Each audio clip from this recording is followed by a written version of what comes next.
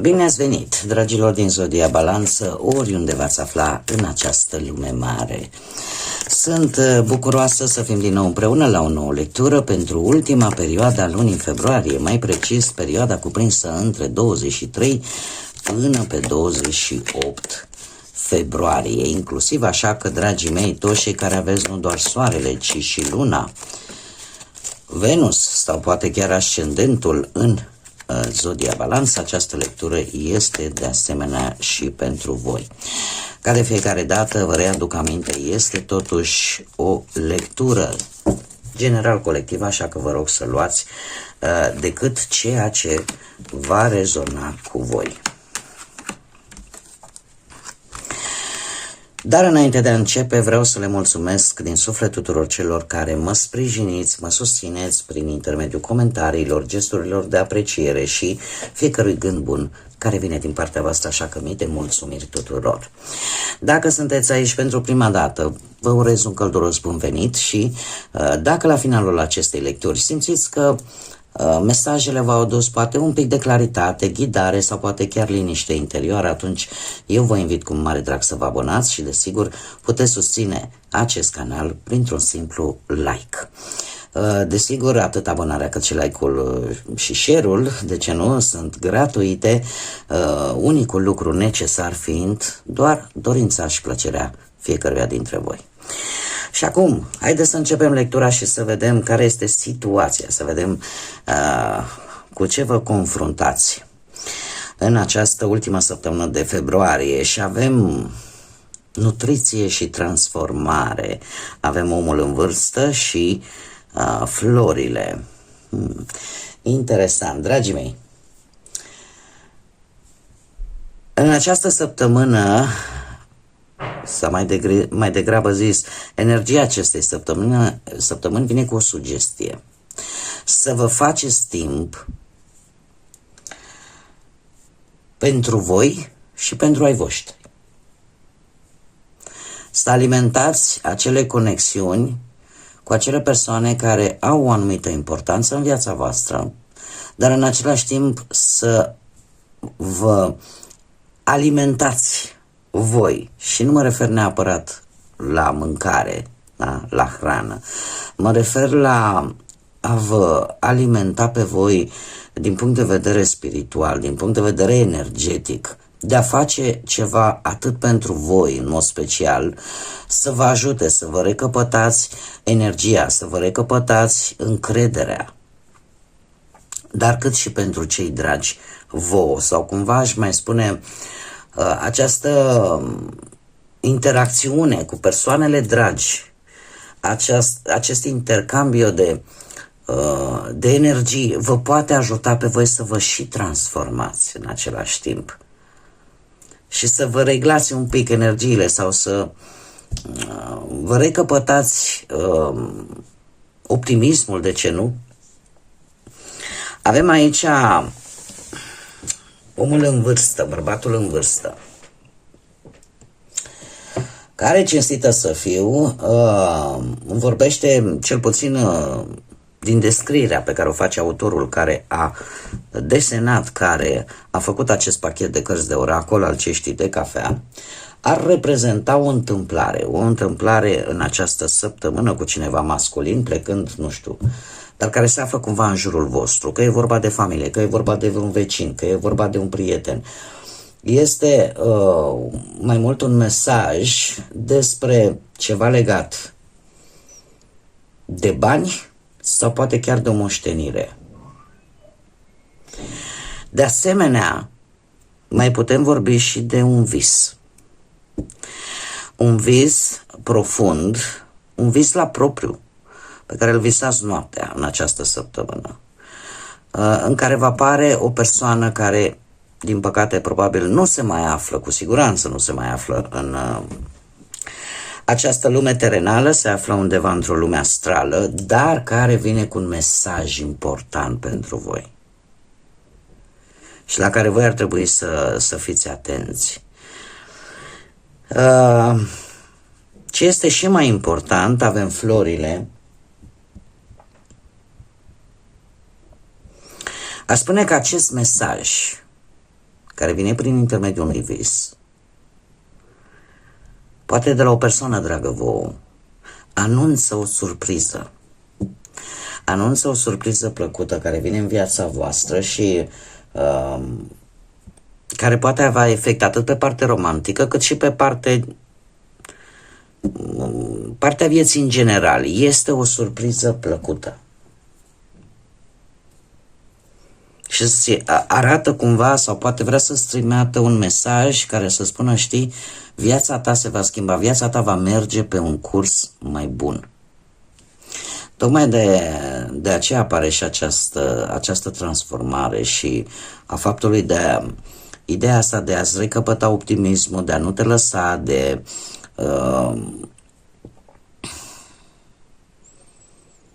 a nu te lăsa efectiv zdrobit, poate zdrobită de anumite dificultăți pe care poate unii dintre voi trec.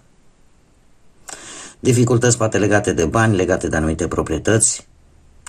Dar din câte văd totuși, energia se termină într-o nuanță pozitivă, într-un rezultat surpriză, dar pozitiv, bun pentru voi. Haideți să vedem acum ce ne spune și tarotul. Ce vine pentru dragii mei din balanță în săptămâna 23-28 februarie.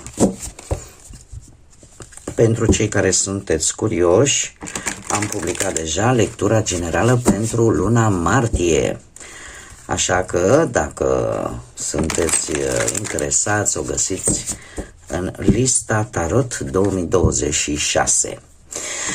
Haideți să vedem.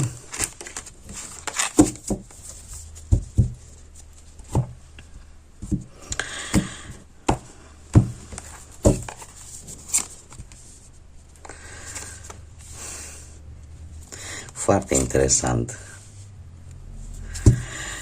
Dragii mei dragi, provocarea pentru voi este un as de cupe. Asta ce înseamnă? În general, asul de cupe este o carte foarte pozitivă, în special pe partea sentimentală. De fapt, e ca și cum energia asta provocatoare te întreabă: vrei un nou început? Vrei o nouă renaștere? Vrei o reînnoire? Poate cu o anumită persoană, poate cu o conexiune profundă, poate vis-a-vis de o colaborare. Este, de fapt, mai degrabă aș spune că nu este neapărat o provocare, ci pur și simplu ceva care te poate lua prin surprindere mai degrabă.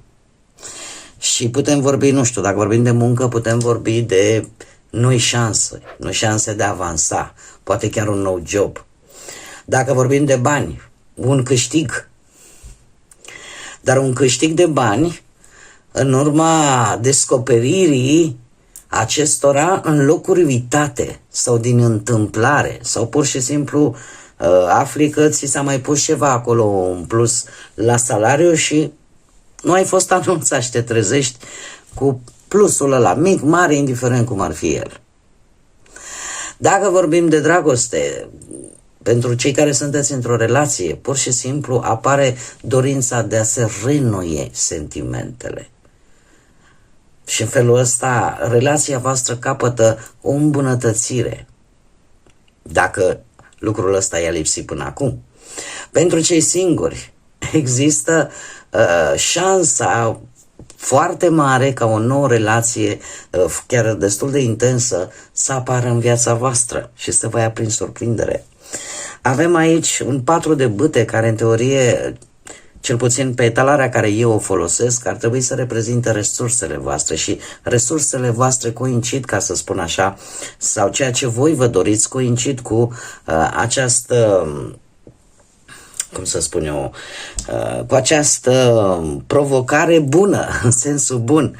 De ce? Pentru că voi vreți stabilitate, voi vreți ca lucrurile să fie un pic mai stabile, să, nu știu, poate la locul de muncă sau în viața voastră profesională, vreți să vi se îndeplinească un obiectiv, vreți să găsiți de muncă, vreți să treceți de o perioadă care probabil nu a fost tocmai cea mai ușoară, vreți o creștere economică, vreți să, cum să spun eu, să vă bucurați, să celebrați ceva în relația voastră. De asemenea, dorința celor singuri, da? De a găsi pe cineva. Șansa asta vi se oferă în urma unui eveniment la care voi, și aici trebuie să fiți un pic atenți, toate bune și frumoase până la spânzuratul. Și aici trebuie să vă spun un lucru. Există, în momentul în care dintr-o perioadă, după o perioadă nu tocmai plăcută, nu tocmai ușoară, lucrurile se schimbă brusc, ai senzația să te autoblochezi și să spui, n-are cum să mi se întâmple mie așa ceva. Și începi la un moment dat să îți pui singur pietricele în bocanci. Spânzuratul este cartea care îmi tot vorbește de amânări, de suspendări, de planuri, de proiecte. Și asta posibil să vină în urma unei temeri. Și ai senzația că, dar dacă nu o să dea rezultate, dar dacă eu fac lucrul ăsta, fac pasul ăsta și nu o să fie bine. Iar aici aș vedea cu adevărat provocarea pentru voi în această săptămână, ultima săptămână de februarie.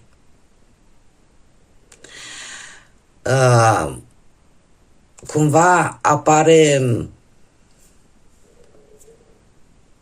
Aici trebuie să fiți voi atenți. Sunt situații de multe ori în viață în care ne punem piedică singuri. În același timp, dat fiind că voi oricum sunteți, aveți o caracteristică a propriei voastre zodii, în care atunci când simțiți ceva puternic sau primiți așa o deschidere emoțională foarte puternică, ca să puteți cumva gestiona aceste lucruri, vă opriți, analizați și priviți lucrurile dintr-un alt unghi. Poate totuși că această analiză să nu fie neapărat și un blocaj, să fie pur și simplu un pas făcut matur. Cumva e ca și cum mai spune, domne, nu reacționez impulsiv, vreau să înțeleg cu adevărat ce simt, adică stă cumva în natura voastră sau în caracteristicile importante ale acestei zodii balanță. Nu știu, că putem vorbi de, o relație care cere timp, în care tu vreți să fiți siguri că ceea ce vi se întâmplă este într-adevăr real, aveți nevoie de această convingere și atunci în cazul ăsta spânzuratul pentru voi ar fi, să zicem, ceva normal. Cumva e ca și cum v-ar transmite, nu forța, lasă lucrurile încet să se așeze. Există acest echilibru de gândire în care chiar dacă vezi că lucrurile se întorc cumva în favoarea voastră, ziceți, bun, mai întâi să se așeze, mai întâi să vedem pe ce drum suntem. Deci stăm cumva în caracteristica voastră strict ca zodie să fiți așa, să fiți echilibrați. Acum, haideți să vedem ce ne spun constelațiile. Ce mesaj au pentru voi, dragilor, din balanță pentru săptămâna 23-28 februarie. Un mesaj, te rog. Și avem Corbul, sau constelația Corbului. Și spune așa, adaptabilitate interioară. Menține pasiunea pentru a explora. Primește punctele cheie a ceea ce contează cu adevărat. Răspunde flexibil schimbărilor din viața ta și evită să urmezi, cum să spun eu, evită să cazi în fața dificultăților, adică nu renunța și mergi înainte. De fapt este exact de ce vorbeam.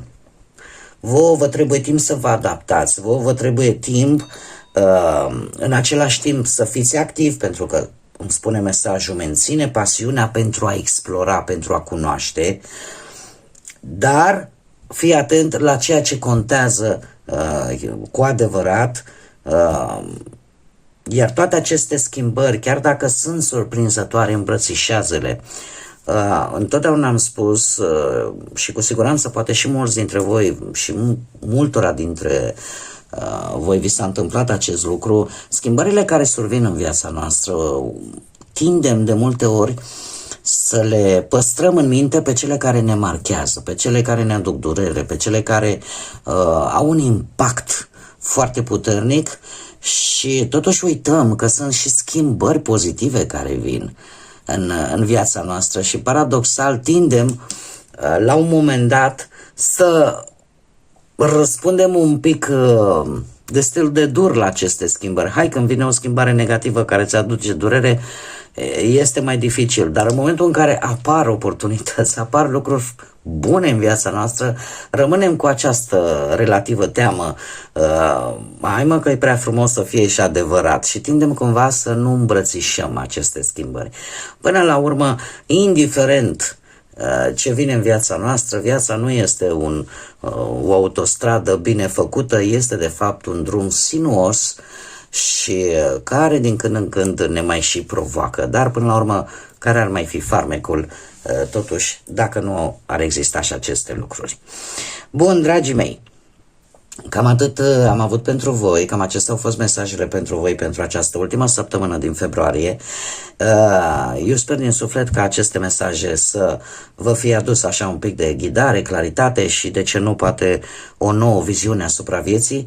Vă mulțumesc tuturor pentru că ați fost alături de mine și până la o nouă lectură, când ne vom reîntâlni, nu uitați, dragilor, cu siguranță sunteți suflete frumoase, zburați înalt și lăsați iubirea, credința, pacea să vă însoțească la fiecare pas.